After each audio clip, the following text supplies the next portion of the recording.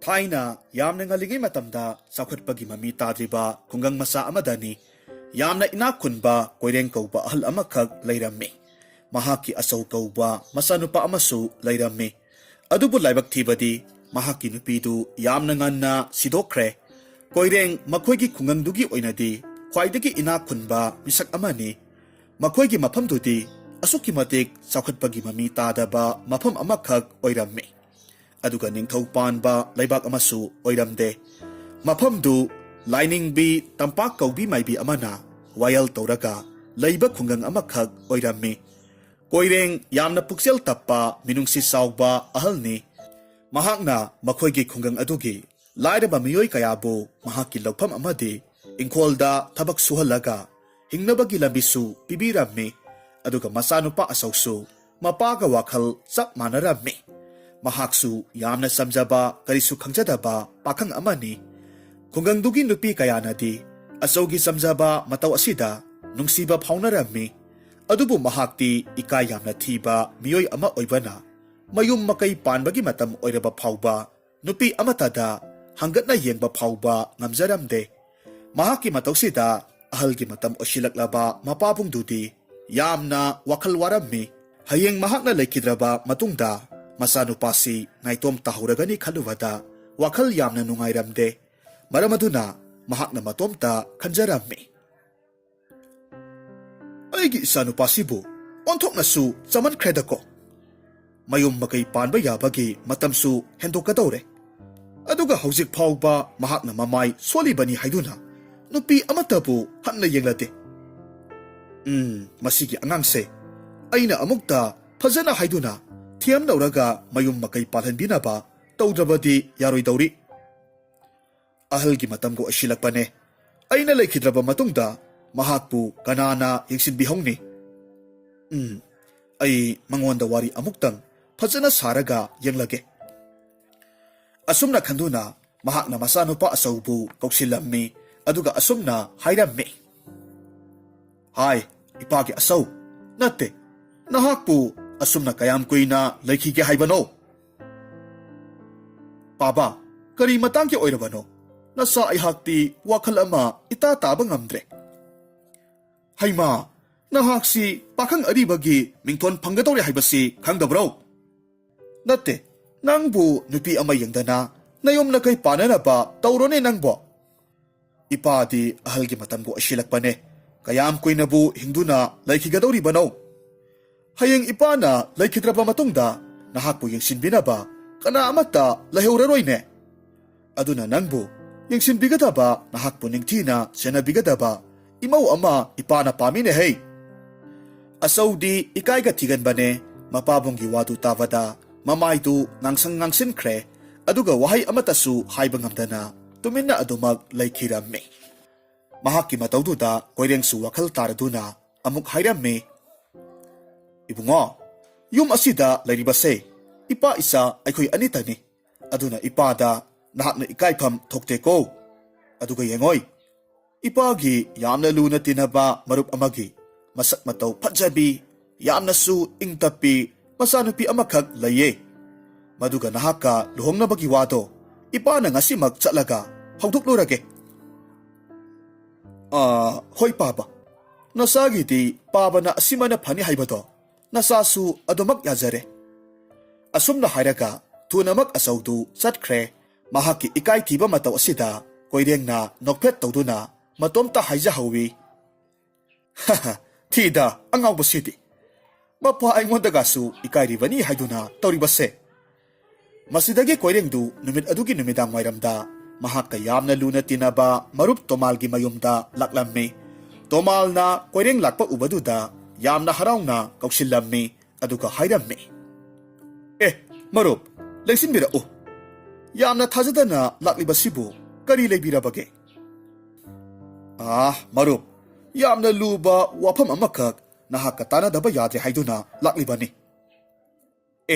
kari karamba wafam none marup kari sunateta marup ki isanupi thajase aihakki amata pokchaba isanupa asaugidamak aigina imau oijarage haiba laklibani ne madugi oireko ꯑꯩꯗꯤ ꯀꯔꯤꯅꯣ ꯖꯥꯠ ꯖꯥꯠꯀꯤ ꯋꯥꯈꯜꯒ ꯍꯦꯛ ꯈꯜꯂꯨꯔꯦ꯫ ꯃꯗꯨꯒꯤ ꯑꯣꯏꯔꯕꯗꯤ ꯑꯩꯍꯥꯛꯀꯤꯗꯤ ꯂꯥꯏꯕꯛ ꯌꯥꯝꯅ ꯐꯕꯅꯤ꯫ ꯑꯗꯨꯒ ꯑꯩꯍꯥꯛꯀꯤ ꯏꯆꯥ ꯊꯥꯖꯅꯁꯨ ꯃꯄꯥ ꯑꯩꯅ ꯍꯥꯏꯕ ꯋꯥꯐꯝꯗ ꯁꯣꯏꯗꯅꯃꯛ ꯌꯥꯔꯛꯀꯅꯤꯗ꯫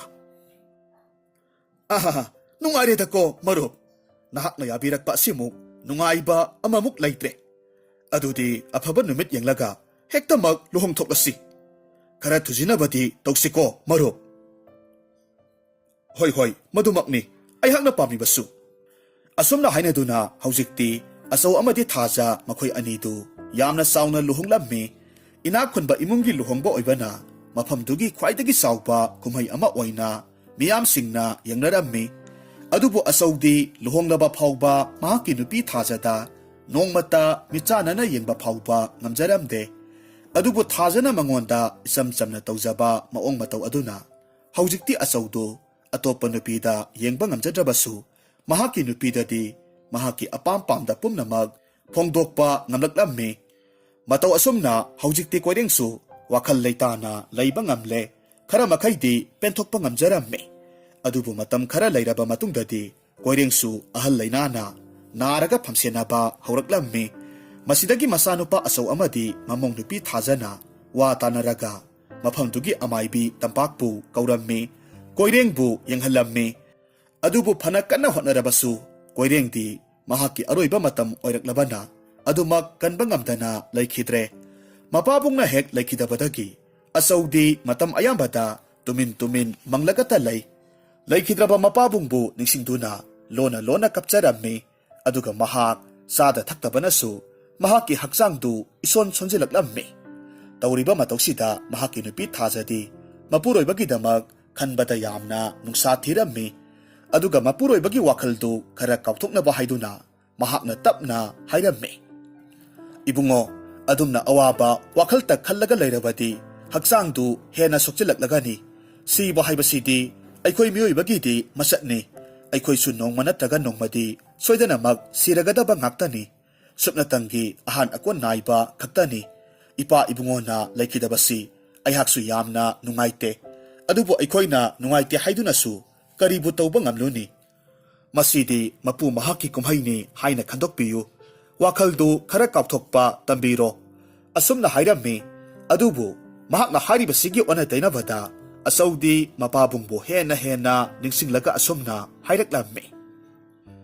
"ꯑꯩꯒꯤ ꯄꯥꯕꯗꯣ ꯂꯥꯏꯔꯝꯂꯦꯟꯗ ꯃꯆꯥ ꯑꯩꯍꯥꯛ ꯌꯥꯎꯗꯅ ꯅꯨꯡꯉꯥꯏꯅ ꯂꯩꯔꯝꯒꯗ꯭ꯔꯥ? ꯃꯍꯥꯛꯇꯤ ꯃꯆꯥ ꯑꯩꯍꯥꯛꯄꯨ ꯊꯥꯗꯣꯛꯇꯨꯅ ꯆꯠꯈ꯭ꯔꯦꯀꯣ?" ꯊꯥꯖꯅ ꯈꯨꯝꯂꯝꯃꯤ, "ꯌꯥꯔꯦ, ꯀꯩꯗꯧꯕꯒꯦ? ꯇꯣꯛꯄꯤꯔꯣ꯫ ꯑꯗꯨꯝꯅ ꯅꯨꯡꯉꯥꯏꯇꯕ ꯋꯥꯈꯜ ꯈꯟꯕꯤꯔꯅꯨ꯫ ꯑꯗꯨꯒꯤ ꯃꯍꯨꯠꯇ ꯍꯌꯦꯡꯁꯦ ꯑꯇꯣꯞꯄ ꯂꯩꯕꯥꯛꯇ ꯆꯠꯂꯒ ꯃꯈꯣꯏꯒꯤ ꯅꯤꯡꯊꯧꯒꯤ ꯀꯣꯅꯨꯡꯗꯣ ꯑꯃꯨꯛꯇ ꯌꯦꯡꯕꯤꯔꯨꯁꯣ꯫ ꯃꯤꯌꯥꯝꯅ ꯍꯥꯏꯅꯕꯗ ꯅꯤꯡꯊꯧ ꯄꯥꯟꯕ ꯂꯩꯕꯥꯛꯇꯤ ꯑꯩꯈꯣꯏꯒꯤ ꯂꯩꯕꯥꯛꯁꯤꯗꯒꯤ ꯌꯥꯝꯅ ꯍꯦꯟꯅ ꯐꯖꯩ ꯍꯥꯏꯅꯩꯗꯣ꯫ ꯑꯗꯨꯒ ꯃꯐꯝꯗꯨꯗꯤ ꯌꯥꯝꯅ ꯆꯥꯎꯈꯠꯄꯒꯤ ꯃꯃꯤꯁꯨ ꯇꯥꯏ ꯍꯥꯏꯅꯔꯤꯕꯅꯤ꯫ ꯑꯗꯨꯅ ꯑꯩꯈꯣꯏꯒꯤ ꯈꯨꯡꯒꯪ ꯑꯁꯤꯒ ꯃꯈꯣꯏꯒꯤ ꯂꯩꯕꯥꯛ ꯑꯗꯨꯒ ꯈꯦꯠꯅꯕꯗꯣ ꯑꯃꯨꯛꯇ ꯌꯦꯡꯕꯤꯔꯨꯁꯣ." ꯍꯥꯏ, ꯃꯗꯨꯕꯨ ꯌꯦꯡꯂꯒ ꯑꯩꯉꯣꯟꯗ ꯀꯔꯤ ꯀꯥꯟꯅꯕ ꯐꯪꯒꯗꯧꯔꯤꯕꯅꯣ? ꯀꯥꯟꯅꯕ ꯀꯥꯟꯅꯗꯕꯒꯤ ꯋꯥꯐꯝ ꯅꯠꯆꯗꯤꯌꯦ꯫ ꯍꯧꯖꯤꯛ ꯅꯍꯥꯛꯀꯤ ꯑꯣꯏꯔꯤꯕ ꯐꯤꯕꯝ, ꯅꯨꯡꯉꯥꯏꯇ꯭ꯔꯤꯕ ꯋꯥꯈꯜꯗꯣ ꯈꯔꯗꯪ ꯑꯣꯏꯔꯕꯁꯨ ꯀꯥꯎꯊꯣꯛꯄ ꯉꯝꯅꯅꯕ ꯍꯥꯏꯗꯨꯅ ꯅꯅꯥꯏ ꯅꯨꯄꯤꯅ ꯍꯥꯏꯖꯔꯤꯕꯅꯦ꯫ ꯅꯍꯥꯛꯅ ꯍꯥꯏꯔꯤꯕ ꯋꯥꯗꯣ ꯑꯐꯕ ꯋꯥꯐꯝꯅꯤ꯫ ꯑꯗꯨꯕꯨ ꯑꯩꯗꯤ ꯍꯧꯖꯤꯛꯀꯤ ꯑꯣꯏꯅꯗꯤ ꯃꯐꯝ ꯑꯃꯠꯇꯗ ꯆꯠꯄꯁꯨ ꯄꯥꯝꯗꯦ꯫ ꯋꯥꯈꯜꯗꯣ ꯑꯃꯨꯛꯇꯗꯤ ꯃꯨꯟꯅ ꯈꯟꯊꯕꯤꯈꯣ꯫ ꯂꯩꯈꯤꯗ꯭ꯔꯕ ꯏꯄꯥ ꯏꯕꯨꯡꯉꯣꯅ ꯎꯔꯒꯁꯨ ꯅꯍꯥꯛꯀꯤ ꯑꯁꯤꯒꯨꯝꯕ ꯐꯤꯕꯝꯁꯦ ꯃꯍꯥꯛꯅ ꯀꯔꯤꯁꯨ ꯄꯥꯝꯂꯝꯂꯣꯏ꯫ ꯃꯍꯥꯛꯅ ꯄꯥꯝꯈꯤꯕꯗꯨꯗꯤ ꯅꯍꯥꯛꯅ ꯍꯔꯥꯎ ꯇꯌꯥꯝꯅ ꯂꯩꯕꯗꯨ ꯅꯠꯇ꯭ꯔꯅꯦ? ꯍꯟꯗꯛꯇꯤ ꯑꯆꯧꯗꯨ ꯃꯍꯥꯛꯀꯤ ꯅꯨꯄꯤꯒꯤ ꯋꯥꯗꯨ ꯇꯥꯔꯨꯕꯗ ꯀꯔꯤꯒꯨꯝꯕ ꯋꯥꯈꯜ ꯑꯃ ꯈꯜꯂꯛꯄꯒꯨꯝ ꯇꯧꯔꯝꯃꯤ꯫ ꯑꯗꯨꯒ ꯍꯥꯏꯔꯛꯈꯤ, "ꯍꯣꯏꯅꯦꯍꯦ, ꯅꯍꯥꯛꯅ ꯍꯥꯏꯔꯤꯕꯗꯨ ꯑꯆꯨꯝꯕꯅꯤ꯫ ꯏꯄꯥ ꯏꯕꯨꯡꯉꯣꯅ ꯃꯇꯝ ꯄꯨꯝꯅꯃꯛꯇ ꯑꯩꯍꯥꯛꯁꯦ ꯍꯔꯥꯎꯅ ꯂꯩꯕꯗꯨ ꯄꯥꯝꯈꯤꯕꯅꯤ꯫ ꯐꯔꯦ, ꯑꯗꯨꯗꯤ ꯑꯩꯍꯥꯛ ꯍꯌꯦꯡꯃꯛ ꯅꯍꯥꯛꯅ ꯍꯥꯏꯔꯤꯕ ꯃꯐꯝꯗꯨꯗ ꯀꯣꯏꯊꯣꯛꯂꯨꯔꯒꯦ." ꯑꯁꯨꯝꯅ ꯃꯊꯪꯒꯤ ꯅꯨꯃꯤꯠꯇ ꯑꯆꯧ ꯑꯌꯨꯛ ꯉꯟꯅ ꯍꯧꯔꯒ ꯃꯈꯣꯏꯒꯤ ꯈꯨꯡꯒꯪꯗꯨ ꯊꯥꯗꯣꯛꯂꯒ ꯂꯥꯛꯂꯝꯃꯤ꯫ ꯊꯪꯅꯕ ꯅꯤꯡꯊꯧ ꯄꯥꯟꯕ ꯂꯩꯕꯥꯛꯇꯨꯗ ꯂꯥꯛꯂꯝꯃꯤ꯫ ꯃꯐꯝꯗꯨ ꯌꯧꯔꯕꯗ ꯑꯆꯧ ꯃꯐꯝꯗꯨꯒꯤ ꯑꯉꯛꯄ ꯐꯖꯕꯗꯨꯗ ꯄꯨꯡꯉꯥꯎ ꯉꯥꯎꯈ꯭ꯔꯦ꯫ ꯅꯤꯡꯊꯧꯒꯤ ꯀꯣꯅꯨꯡ ꯑꯃꯗꯤ ꯃꯐꯝꯗꯨꯒꯤ ꯐꯖꯔꯕ ꯌꯨꯝ ꯀꯩ ꯃꯌꯥꯝꯗꯨ ꯎꯕꯗꯨꯗ ꯃꯌꯥ ꯎꯝꯁꯤꯟꯒꯅꯤ ꯀꯥꯎꯕ ꯃꯈꯩ ꯌꯦꯡꯂꯝꯃꯤ ꯑꯗꯨꯒ ꯑꯃꯨꯛꯁꯨ ꯃꯇꯣꯝꯇ ꯈꯟꯖꯔꯝꯃꯤ ꯁꯤꯅꯤꯗꯅ ꯐꯖꯕ ꯐꯖꯕ ꯍꯥꯏꯅꯔꯤꯕꯁꯤꯗꯤ ꯃꯐꯝꯁꯤꯗ ꯂꯩꯔꯤꯕ ꯅꯤꯡꯊꯧꯁꯤꯒꯤ ꯀꯣꯅꯨꯡꯁꯤꯅꯒ ꯀꯌꯥꯗ ꯐꯖꯔꯤꯕꯅꯣ ꯑꯁꯨꯛ ꯐꯖꯈ꯭ꯔꯕ ꯀꯣꯅꯨꯡꯁꯤꯒꯤ ꯃꯄꯨ ꯑꯗꯨꯅ ꯂꯩꯕꯥꯛꯁꯤꯒꯤ ꯅꯤꯡꯊꯧ ꯑꯣꯏꯗꯅ ꯀꯅꯥꯅ ꯑꯣꯏꯗꯧꯔꯤꯕꯅꯣ ꯑꯩꯈꯣꯏꯒꯤ ꯈꯨꯡꯒꯪꯗꯨꯗꯗꯤ ꯃꯐꯝꯁꯤꯗ ꯁꯥꯟꯅꯔꯤꯕ ꯌꯨꯝ ꯀꯩꯒꯤ ꯃꯑꯣꯡ ꯑꯁꯨꯝꯅ ꯁꯥꯕ ꯍꯩꯒꯗꯕ ꯃꯤꯑꯣꯏꯒ ꯑꯃꯠꯇ ꯂꯩꯔꯝꯂꯣꯏꯗ ꯑꯁꯨꯝꯅ ꯈꯟꯗꯨꯅ ꯍꯧꯖꯤꯛꯇꯤ ꯃꯍꯥꯛ ꯄꯣꯠ ꯆꯩ ꯃꯌꯥꯝ ꯌꯣꯜꯂꯤꯕ ꯀꯩꯊꯦꯜ ꯑꯗꯣꯝꯗ ꯑꯃꯨꯛ ꯂꯥꯛꯂꯝꯃꯤ ꯃꯐꯝꯗꯨꯗꯁꯨ ꯃꯤꯌꯥꯝꯅ ꯇꯧꯅꯔꯤꯕ ꯌꯣꯟꯅꯔꯤꯕ ꯃꯑꯣꯡ ꯃꯇꯧꯗꯨꯗ ꯑꯆꯧꯗꯤ ꯍꯦꯟꯅ ꯉꯛꯄ ꯍꯥꯏꯕꯗꯨ ꯑꯣꯏꯔꯝꯃꯤ ꯇꯧꯔꯤꯕ ꯃꯇꯧꯗꯨꯗ ꯑꯆꯧꯅ ꯑꯃꯨꯛꯁꯨ ꯃꯇꯣꯝꯇ ꯍꯥꯏꯖꯔꯝꯃꯤ ꯁꯦꯟꯒꯤ ꯃꯃꯜꯁꯤ ꯑꯩꯈꯣꯏꯒꯤ ꯈꯨꯡꯒꯪꯗꯨꯗꯗꯤ ꯀꯔꯤꯁꯨ ꯊꯣꯏꯅ ꯃꯔꯨ ꯑꯣꯏꯅꯗꯦ ꯑꯗꯨꯒ ꯃꯐꯝ ꯑꯁꯤꯗꯅ ꯀꯔꯤꯒꯨꯝꯕ ꯄꯣꯠꯁꯛ ꯑꯃ ꯄꯥꯝꯂꯕꯁꯨ ꯁꯦꯜ ꯂꯩꯇ꯭ꯔꯕꯗꯤ ꯌꯥꯗꯕ ꯑꯣꯏꯔꯦ ꯃꯁꯤꯗꯒꯤ ꯃꯍꯥꯛꯅ ꯀꯩꯊꯦꯜꯗꯨꯗ ꯑꯁꯨꯝ ꯌꯦꯡꯂꯒ ꯂꯥꯛꯄꯗ ꯁꯛꯌꯦꯡ ꯃꯤꯡꯁꯦꯜ ꯉꯥꯛꯇ ꯌꯣꯟꯕ ꯗꯨꯀꯥꯟ ꯑꯃꯈꯛ ꯊꯦꯡꯅꯔꯝꯃꯤ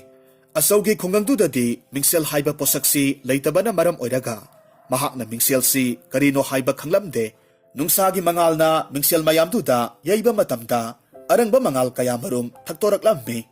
ꯃꯇꯧ ꯑꯗꯨꯅꯁꯨ ꯑꯆꯧꯕꯨ ꯍꯦꯟꯅ ꯑꯉꯛꯄ ꯐꯥꯎꯍꯜꯂꯝꯃꯤ ꯃꯍꯥꯛꯅ ꯃꯊꯃꯣꯏꯗ ꯈꯜꯂꯤ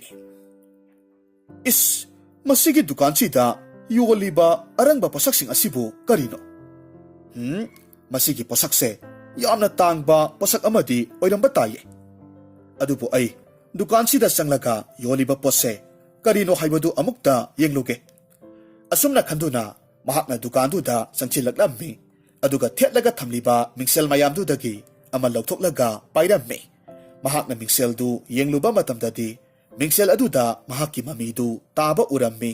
ꯑꯆꯧꯗꯤ ꯃꯍꯥꯛꯀꯤ ꯆꯥꯗ ꯊꯛꯇꯕꯅ ꯃꯌꯥꯡ ꯀꯪꯁꯤꯜꯂꯕ ꯃꯥꯏꯊꯣꯡꯒꯤ ꯃꯃꯤꯗꯨ ꯎꯔꯨꯕꯗꯨꯗ ꯂꯩꯈꯤꯗ꯭ꯔꯕ ꯃꯍꯥꯛꯀꯤ ꯃꯄꯥꯕꯨꯡ ꯀꯣꯏꯔꯦꯡ ꯑꯗꯨꯅꯤ ꯍꯥꯏꯅ ꯈꯟꯈ꯭ꯔꯦ ꯃꯁꯤꯗꯒꯤ ꯃꯍꯥꯛꯅ ꯌꯥꯝꯅ ꯍꯔꯥꯎꯅ ꯃꯤꯡꯁꯦꯜꯗꯨꯗ ꯌꯦꯡꯂꯒ ꯍꯥꯏꯔꯝꯃꯤ ꯕꯥꯕꯥ ꯑꯩꯈꯣꯏꯒꯤ ꯈꯨꯡꯒꯪꯗꯗꯤ ꯅꯍꯥꯛꯁꯤ ꯁꯤꯈ꯭ꯔꯦ ꯍꯥꯏꯅ ꯂꯩꯅꯔꯤꯕꯅꯤ ꯑꯗꯨꯒ ꯄꯥꯕꯗꯤ ꯃꯐꯝꯁꯤꯗ ꯅꯨꯡꯉꯥꯏꯅ ꯂꯩꯔꯝꯂꯤꯗꯅ ꯑꯩꯗꯤ ꯄꯥꯕꯕꯨ ꯑꯃꯨꯛ ꯍꯟꯅ ꯎꯕ ꯐꯪꯂꯔꯣꯏ ꯈꯟꯗꯨꯅ ꯌꯥꯝꯅ ꯋꯥꯖꯔꯨꯔꯕꯅꯤ ꯑꯗꯨꯕꯨ ꯉꯁꯤꯗꯤ ꯑꯋꯥꯕꯁꯦ ꯂꯣꯏꯅꯃꯛ ꯀꯣꯛꯈ꯭ꯔꯦ ꯑꯗꯨꯕꯨ ꯄꯥꯕ ꯅꯍꯥꯛꯅ ꯅꯆꯥ ꯑꯩꯉꯣꯟꯗ ꯋꯥ ꯈꯔ ꯍꯥꯏꯔꯛꯄꯒꯨꯝꯅ ꯅꯍꯥꯛꯀꯤ ꯆꯤꯟꯕꯥꯜꯗꯨ ꯂꯦꯡꯕ ꯑꯣꯏꯅ ꯎꯏ ꯑꯗꯨꯒ ꯅꯍꯥꯛꯅ ꯉꯥꯡꯂꯤꯕꯗꯨꯗꯤ ꯑꯩꯅ ꯇꯥꯕ ꯐꯪꯗ꯭ꯔꯦ ꯐꯔꯦ ꯑꯗꯨ ꯑꯣꯏꯔꯕꯁꯨ ꯍꯧꯖꯤꯛꯇꯤ ꯑꯩꯍꯥꯛꯅ ꯄꯥꯕꯕꯨ ꯐꯪꯖꯔꯕꯅꯤꯅ ꯌꯥꯝꯅ ꯅꯨꯡꯉꯥꯏꯖꯔꯦ ꯑꯁꯨꯝꯅ ꯍꯥꯏꯔꯝꯃꯤ ꯃꯍꯥꯛꯀꯤ ꯃꯇꯧꯗꯨꯗ ꯃꯤꯡꯁꯦꯜ ꯌꯣꯜꯂꯤꯕ ꯗꯨꯀꯥꯟ ꯃꯄꯨꯗꯨꯅ ꯍꯥꯏꯔꯛꯈꯤ ꯅꯨꯄꯥ ꯃꯆꯥ ꯃꯤꯡꯁꯦꯜꯗꯨ ꯌꯥꯝꯅ ꯐꯖꯕ ꯃꯤꯡꯁꯦꯜꯅꯤ ꯃꯗꯣ ꯑꯩꯅ ꯅꯉꯣꯟꯗ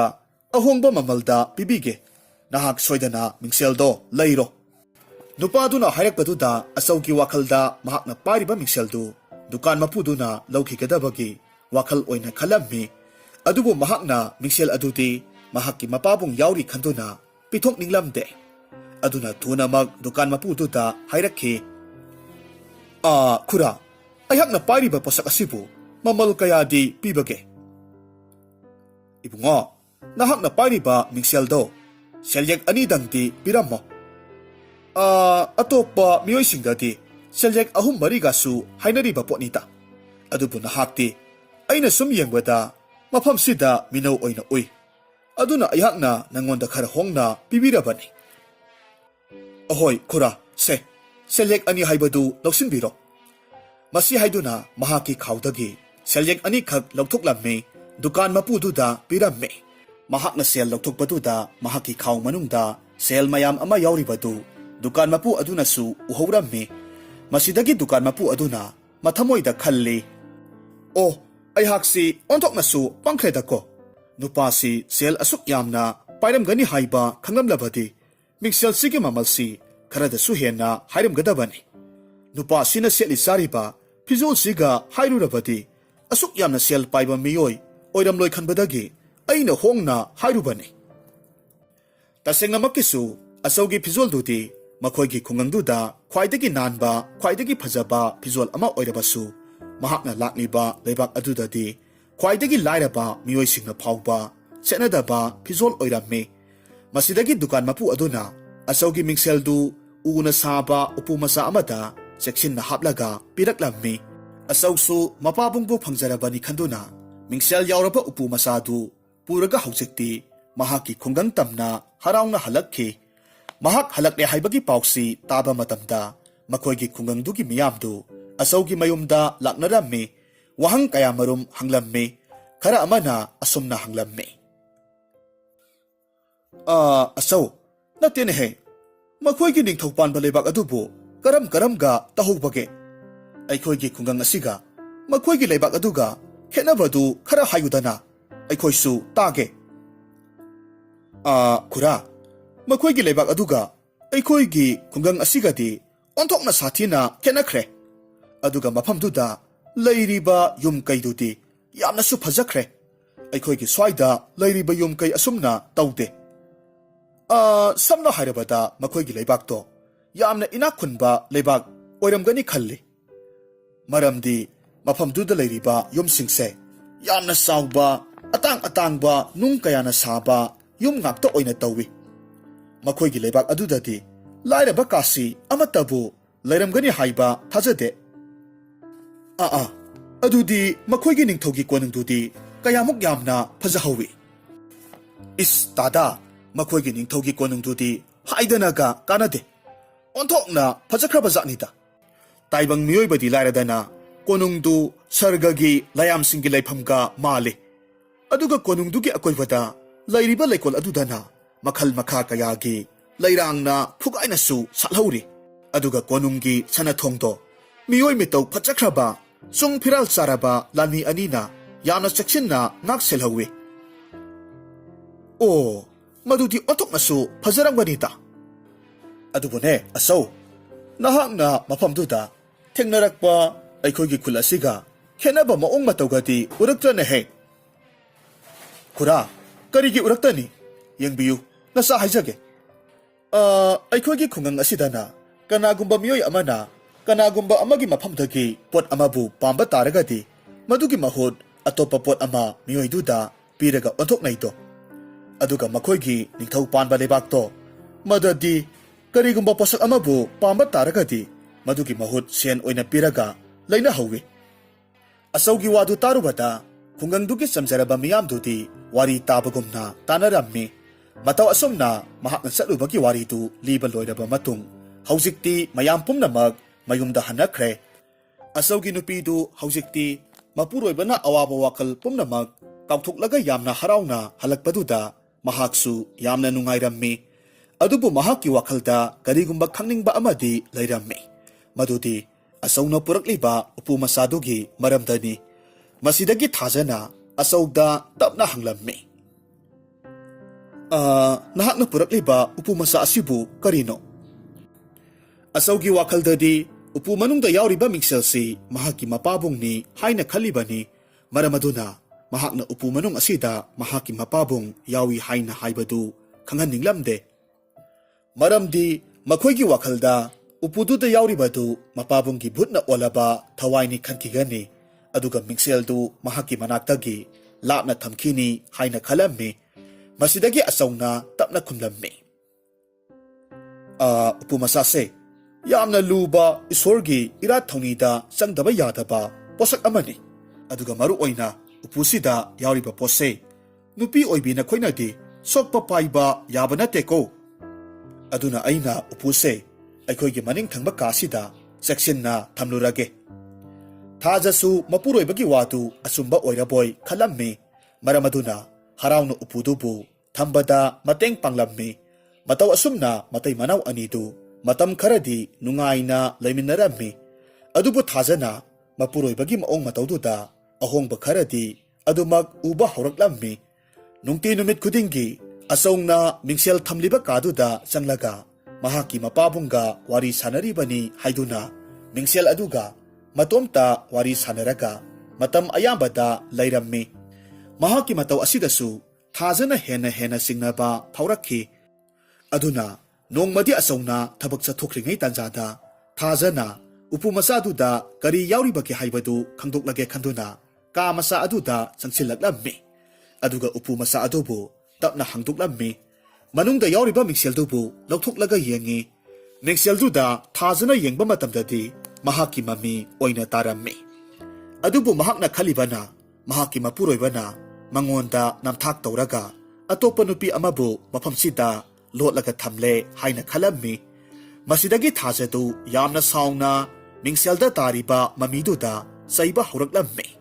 hai tawngambi migi mawa mapuroibada moithiam tawraga lainaba hotnariba nahak ngasidi aina kari tawba ngambagi haibadu yengu ha aigi nupanasu aigi iphamda oidaba namthak kayama haiduna nupi asibusu mafamsida lotlaga thamlamlibani ne ho paba ho ima nasabu lauba lakpiro lamchat chumdaba ipuroibaga aihak leiminaba ngamlaroi asumna hairaga law khongnaga kaplammi mahakna law khongnaga tawriba maong matawdu mingsel adudasu mami oina taribani adubo thajadi mahak masana tawjariba mataw aduda atopa nupidunasu mangonda tawraklibani khanduna hena sauba henjilaklammi aduga amuksu makha tana chairammi he aphaubi tawngambi karino nahakna nakutna sadu thinduna nganglibadu nahakna nganglibadudi aina taba phangde adubu nahaki na ongna taw aduna nahakna tawribadu aingonda sairibani haiba aina khangi migi nupi leirabi nupa amada moithiam tawraga leinanaba honariba nahakse lamsat naidabini haibada haimanba thokloi khangani ngasidi yumda handa halakisano sapsabi wa ngangnage asumna haiduna mingselduda yengduna thajadu pangkapta kaplammi mathamoidasu asumna khanjai masida lairibi nupise aina yengbadasu masak matau yamna phajai masimaknasu aigi nupana mangonda ngawkhiba oiramba yai adubu aisu kungang asigi masak matau phajaba nupini haiduna mi mayamna hainaribani aduna nupi asidi aina masak phajai haibadi haiba yade asumna khanduna mingselda tariba mahak masagi mamiduda amuk makha tana hairammi he lamketpi nahakna khalibabu nahaksi nasakna tau phajai sinatro he yengu haibige tajau nahaki nasaktudi aigi khajai nama phauba phangjaba natte aikhoigi khungang asida leiriba miyamna aise khwaidagi phajabi nupini haina hainaribani aduga nahakna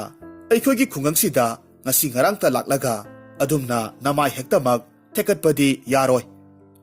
asumna mahakna hek haiba loibagadi asausu mahaki thabak halaktuna ka aduda changsilakwaga mapa sanarammi mahakna thajagi makhutta mingsel pairaga leirambaduda yamna ngakna hairammi I nahakti karigidamak posak adubu upu manungdagi lauthoklibanno thajadu yamna sauna hairammi ho karigi lauthokloidawribano huranbagi tarani mapugi nongma haibadu ngasidi oirabani nahakna isorgi aruba potlamni haiduna seksinna thamlibasidi masigi lamchat chumdabi lamketpi nupisigi natro hai karino ne he nahakna haribadubo kanagi lamchat chumdabi kadaidagi lamketpino ne ho hojikti lotuna kanararoye nupisina aingondagi kari henduna nahakna ngaururibano phare aihakpo hojikmak yumda thinbiro namthak tawba nahaki nanakta leiba ngamjaroi hi karino ne nahakpo mari makhong samnadaba wa ngakta ngangliba sibo masidagi thajana makutna pariba mingseldu asauda piraga hairammi sese yengu masida leiriba nupise nahaki nupi atonbi natra karigi aihakpu namthak tawraga thambiribano aihak ipamda chachakhrage mahaki nupigi matawtuda asausu mingseldu tap lauraga yengi adubu mahakna yengluba matamdadi mahaki mami oina tabaduda asongna tapna hairammi hai thaja kadaidagi nupino ne masidi aikhoigi lekhidraba ipa ibungoduni ne mahaksi ayakna satluba ningthau panba lebakto maduda leirambadagi purakpani natte nahakpu ipa ibungona amuk aikhoigi inakta halakpasida nungaiba phaudabro kadaidagi ipa ibungono kadai yenge masi hairaga thajana amuk mingseldu mullaga yengi mahakna yengba matamdadi masagi mami oina tare do masidagi di thajadu leimaida phamtharaga ꯑꯉꯥꯎꯕꯤ ꯑꯃꯒꯤ ꯃꯇꯧꯒꯨꯝ ꯐ꯭ꯔꯤꯡ ꯐ꯭ꯔꯤꯡ ꯆꯣꯡꯂꯒ ꯀꯞꯂꯝꯃꯤ ꯑꯗꯨꯒ ꯍꯥꯏꯔꯛꯈꯤ, ꯃꯁꯤꯗ ꯂꯩꯔꯤꯕ ꯅꯨꯄꯤ ꯑꯁꯤꯕꯨ ꯑꯩꯈꯣꯏꯒꯤ ꯏꯄꯥ ꯏꯕꯨꯡꯉꯣꯅꯤ ꯍꯦꯛꯇꯃꯛ ꯍꯥꯏꯖꯤꯜꯂꯤ, ꯑꯩꯇ ꯁꯤꯖꯈ꯭ꯔꯒꯦ ꯑꯁꯤ ꯍꯥꯏꯗꯨꯅ ꯀꯞꯂꯝꯃꯤ꯫ ꯃꯇꯩ ꯃꯅꯥꯎ ꯑꯅꯤꯅ ꯂꯥꯎ ꯈꯣꯡꯅꯕꯗꯨ ꯇꯥꯕꯗꯒꯤ ꯃꯈꯣꯏꯒꯤ ꯈꯨꯡꯒꯪꯗꯨꯒꯤ ꯃꯤꯑꯣꯏꯁꯤꯡ ꯑꯗꯨꯁꯨ ꯑꯆꯧꯒꯤ ꯃꯌꯨꯝꯗ ꯀꯔꯤ ꯇꯧꯔꯕꯒꯦ ꯍꯥꯏꯗꯨꯅ ꯍꯪꯕ ꯂꯥꯛꯅꯔꯝꯃꯤ꯫ ꯃꯁꯤꯗꯒꯤ ꯊꯥꯖꯅ ꯀꯞꯇꯨꯅ ꯋꯥꯔꯤ ꯄꯨꯝꯅꯃꯛ ꯇꯝꯂꯝꯃꯤ ꯑꯗꯨꯒ ꯑꯆꯧꯅꯁꯨ ꯃꯤꯡꯁꯦꯜꯗꯨꯗ ꯇꯥꯔꯤꯕꯗꯨ ꯃꯄꯥꯕꯨꯡꯅꯤ ꯍꯥꯏꯅ ꯍꯥꯏꯔꯝꯃꯤ꯫ ꯃꯁꯤꯗꯒꯤꯗꯤ ꯂꯥꯛꯂꯤꯕ ꯃꯤꯑꯣꯏꯁꯤꯡ ꯑꯗꯨꯅ ꯑꯃꯃꯝꯇꯪ ꯑꯣꯏꯅ ꯃꯤꯡꯁꯦꯜꯗꯨꯗ ꯌꯦꯡꯅꯔꯝꯃꯤ꯫ ꯅꯨꯄꯥ ꯃꯈꯩꯅ ꯃꯤꯡꯁꯦꯜꯗꯨꯗ ꯇꯥꯔꯤꯕ ꯃꯃꯤꯗꯨ ꯅꯨꯄꯥ ꯑꯃꯅꯤ ꯍꯥꯏꯅ ꯍꯥꯏꯔꯝꯃꯤ ꯑꯗꯨꯒ ꯅꯨꯄꯤ ꯃꯈꯩꯅꯗꯤ ꯃꯤꯡꯁꯦꯜꯗꯨꯗ ꯇꯥꯔꯤꯕꯗꯨ ꯅꯨꯄꯤꯅꯤ ꯍꯥꯏꯅ ꯍꯥꯏꯔꯝꯃꯤ꯫ ꯑꯁꯨꯝꯅ ꯃꯔꯩ ꯌꯦꯠꯅꯗꯨꯅ ꯂꯩꯔꯛꯄ ꯑꯁꯤꯗ ꯈꯠꯅꯔꯤꯕ ꯃꯈꯣꯏ ꯑꯅꯤꯒꯤ ꯕꯤꯆꯥꯔꯁꯤ ꯇꯧꯕ ꯉꯝꯅꯗ꯭ꯔꯦ꯫ ꯃꯁꯤꯗꯒꯤꯗꯤ ꯃꯈꯣꯏ ꯑꯅꯤꯅ ꯂꯥꯏꯅꯤꯡꯕꯤ ꯑꯃꯥꯏꯕꯤ ꯇꯝꯄꯥꯛꯀꯤ ꯃꯅꯥꯛꯇ ꯆꯠꯂꯒ ꯋꯥꯌꯦꯜ ꯇꯧꯍꯜꯂꯁꯤ ꯍꯥꯏꯅ ꯍꯥꯏꯅꯔꯝꯃꯤ꯫ ꯃꯗꯨꯗꯒꯤꯗꯤ ꯊꯥꯖ ꯑꯃꯗꯤ ꯑꯆꯧꯁꯨ ꯃꯤꯡꯁꯦꯜꯗꯨ ꯄꯨꯔꯒ ꯇꯝꯄꯥꯛꯀꯤ ꯃꯅꯥꯛꯇ ꯂꯥꯛꯂꯝꯃꯤ ꯑꯗꯨꯒ ꯃꯈꯣꯏ ꯑꯅꯤꯅ ꯈꯠꯅꯔꯤꯕꯗꯨꯒꯤ ꯃꯔꯝꯗꯨ ꯍꯥꯏꯔꯒ ꯈꯪꯍꯜꯂꯝꯃꯤ꯫ ꯃꯁꯤꯗꯒꯤ ꯃꯥꯏꯕꯤ ꯇꯝꯄꯥꯛꯅ ꯃꯤꯡꯁꯦꯜꯗꯨ ꯄꯥꯏꯔꯒ ꯌꯦꯡꯂꯝꯃꯤ ꯑꯗꯨꯕꯨ ꯃꯍꯥꯛꯅ ꯌꯦꯡꯕ ꯃꯇꯝꯗꯗꯤ ꯃꯍꯥꯛꯀꯤ ꯃꯃꯤ ꯑꯣꯏꯅ ꯇꯥꯔꯝꯃꯤ꯫ ꯃꯍꯥꯛꯀꯤ ꯂꯝꯕꯣꯏꯕ ꯑꯃ ꯑꯣꯏꯕꯒꯤ ꯃꯔꯨ ꯀꯣꯛꯂꯕ ꯃꯀꯣꯛ ꯂꯥꯏꯅꯤꯡꯕꯤꯒꯤ ꯐꯤꯖꯣꯜꯗꯨ ꯎꯕꯗꯨꯗ ꯃꯥꯏꯕꯤ ꯇꯝꯄꯥꯛꯅ ꯍꯥꯏꯔꯝꯃꯤ, ꯑꯣ ꯅꯨꯡꯁꯤꯗ, ꯃꯁꯤꯗ ꯌꯥꯎꯔꯤꯕ ꯅꯨꯄꯤꯁꯤꯗꯤ ꯇꯥꯏꯕꯪꯒꯤ ꯑꯋꯥ ꯅꯨꯡꯉꯥꯏ ꯄꯨꯝꯅꯃꯛꯄꯨ ꯊꯥꯗꯣꯛꯇꯨꯅ ꯃꯤꯑꯣꯏꯕ ꯈꯨꯟꯅꯥꯏꯒꯤ ꯐꯅꯕꯅꯤ ꯍꯥꯏꯗꯨꯅ ꯃꯁꯥꯅ ꯃꯁꯥꯕꯨ ꯃꯄꯨ ꯃꯍꯥꯛꯀꯤ ꯈꯨꯌꯥꯗ ꯀꯠꯊꯣꯛꯆꯔꯕ ꯅꯨꯄꯤ ꯑꯃꯅꯤ꯫ ꯑꯗꯨꯅ ꯏꯆꯥꯁꯥ, ꯅꯨꯄꯤꯁꯦ ꯂꯥꯏꯅꯤꯡꯕꯤ ꯑꯃꯅꯤ, ꯑꯗꯨꯅ ꯃꯍꯥꯛꯄꯨ ꯑꯩꯒꯤꯁꯤꯗ ꯊꯝꯂꯝꯂꯣ, ꯑꯩꯒ ꯄꯨꯟꯅ ꯂꯩꯃꯤꯟꯅꯔꯒꯦ꯫ ꯋꯥꯐꯝꯁꯤꯗ ꯊꯥꯖ ꯑꯃꯗꯤ ꯑꯆꯧ ꯃꯈꯣꯏ ꯑꯅꯤꯁꯨ ꯌꯥꯅꯔꯝꯃꯤ, ꯃꯌꯨꯝꯗ ꯍꯜꯂꯛꯂꯝꯃꯤ ꯑꯗꯨꯒ ꯊꯥꯖꯁꯨ ꯍꯧꯖꯤꯛꯇꯤ ꯋꯥꯈꯜ ꯈꯔ ꯅꯨꯡꯉꯥꯏꯔꯝꯃꯤ ꯑꯗꯨꯒ ꯃꯄꯨꯔꯣꯏꯕꯗ ꯍꯥꯏꯔꯛꯈꯤ, ꯑꯩꯅ ꯍꯥꯏꯗ꯭ꯔꯥ ꯄꯣꯁꯛ ꯑꯗꯨꯗ ꯌꯥꯎꯔꯤꯕꯗꯣ ꯅꯨꯄꯤ ꯑꯃꯅꯤ ꯍꯥꯏꯗ꯭ꯔꯥ? ꯑꯗꯨꯕꯨ ꯑꯆꯧꯗꯤ ꯃꯍꯥꯛꯀꯤ ꯅꯨꯄꯤꯒꯤ ꯋꯥꯗꯨ ꯍꯧꯖꯤꯛꯁꯨ ꯊꯥꯖꯗ꯭ꯔꯤ꯫ ꯑꯗꯨꯕꯨ ꯃꯍꯥꯛ ꯃꯈꯥ ꯇꯥꯅ ꯃꯍꯥꯛꯀꯤ ꯅꯨꯄꯤꯅ ꯁꯥꯎꯕꯗꯨ ꯄꯥꯝꯗꯕꯗꯒꯤ ꯇꯞꯅ ꯈꯨꯝꯂꯛꯈꯤ, ꯍꯣꯏ, ꯅꯍꯥꯛꯅ ꯍꯥꯏꯔꯤꯕꯗꯣ ꯑꯆꯨꯝꯕꯅꯤ꯫ ꯑꯁꯨꯝꯅ ꯍꯥꯏꯗꯨꯅ ꯇꯨꯃꯤꯟꯅ ꯂꯩꯔꯝꯃꯤ ꯑꯗꯨꯒ ꯃꯊꯃꯣꯏꯗꯗꯤ ꯑꯁꯨꯝꯅ ꯈꯜꯂꯝꯃꯤ, ꯑꯣ, ꯑꯩꯈꯣꯏ ꯄꯥꯕꯗꯨꯕꯨ ꯂꯥꯏꯅꯤꯡꯕꯤ ꯅꯨꯄꯤꯗꯨꯒ ꯀꯝꯗꯧꯅ ꯄꯨꯟꯁꯤ ꯆꯨꯞꯄ ꯂꯩꯃꯤꯟꯅꯒꯗꯧꯔꯤꯕꯅꯣ? ꯃꯍꯥꯛꯇꯤ ꯑꯩꯍꯥꯛꯀꯤ ꯂꯩꯈꯤꯗ꯭ꯔꯕꯤ ꯏꯃꯥꯗꯨ ꯅꯠꯇꯅ ꯑꯇꯣꯞꯄ ꯅꯨꯄꯤ ꯑꯃꯠꯇꯁꯨ ꯍꯟꯅ ꯌꯦꯡꯈꯤꯗꯕꯅꯤ꯫ ꯑꯗꯨꯒ ꯉꯁꯤꯗꯤ ꯎꯄꯥꯏ ꯂꯩꯇ꯭ꯔꯕ ꯏꯄꯥ ꯏꯕꯨꯡꯉꯣꯗꯨ ꯂꯥꯏꯅꯤꯡꯕꯤ ꯇꯝꯄꯥꯛ ꯑꯗꯨꯅ ꯐꯥꯍꯧꯔꯦꯀꯣ꯫ ꯑꯁꯨꯝꯅ ꯈꯟꯗꯨꯅ ꯑꯆꯧꯗꯨ ꯃꯄꯥꯕꯨꯡꯒꯤ ꯈꯟꯕꯗ ꯋꯥꯈꯜ ꯏꯔꯥꯡ ꯂꯥꯡꯗꯨꯅ ꯃꯄꯨꯟꯁꯤ ꯆꯨꯞꯄ ꯂꯦꯟꯈꯤ꯫